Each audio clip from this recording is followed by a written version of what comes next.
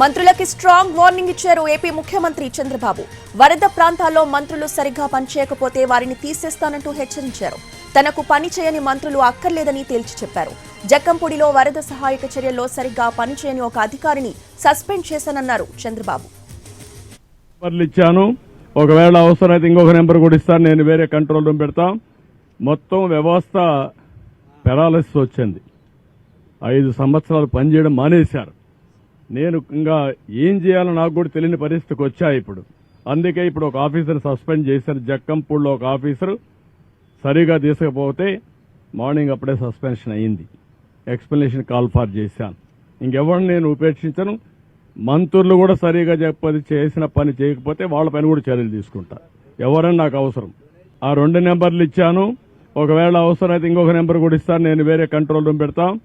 మొత్తం వ్యవస్థ పెరాలసిస్ వచ్చింది. 5 సంవత్సరాలు పనిచేయడం మానేశారు. నేను ఇంకా ఏం చేయాలో నాకు కూడా తెలియని పరిస్థితికి వచ్చా ఇప్పుడు. అందుకే ఇప్పుడు ఒక ఆఫీసర్ సస్పెండ్ చేశారు. జక్కంపూడిలో ఒక ఆఫీసరు సరిగా తీసుకపోతే మార్నింగ్ అప్పుడే సస్పెన్షన్ అయింది. ఎక్స్ప్లెనేషన్ కాల్ ఫార్ చేశాను. ఇంకెవరిని నేను ఉపేక్షించను. మంత్రులు కూడా సరిగా చేసిన పని చేయకపోతే వాళ్ళ పైన కూడా చర్యలు తీసుకుంటా. ఎవరని నాకు అవసరం. ఆ 2 నెంబర్లు ఇచ్చాను, ఒకవేళ అవసరమైతే ఇంకొక నెంబర్ కూడా ఇస్తాను, నేను వేరే కంట్రోల్ రూమ్ పెడతా. మొత్తం వ్యవస్థ పెరాలసిస్ వచ్చింది. 5 సంవత్సరాలు పనిచేయడం మానేశారు. నేను ఇంకా ఏం చేయాలో నాకు కూడా తెలియని పరిస్థితికి వచ్చా ఇప్పుడు. అందుకే ఇప్పుడు ఒక ఆఫీసర్ సస్పెండ్ చేశారు. జక్కంపూడిలో ఒక ఆఫీసరు సరి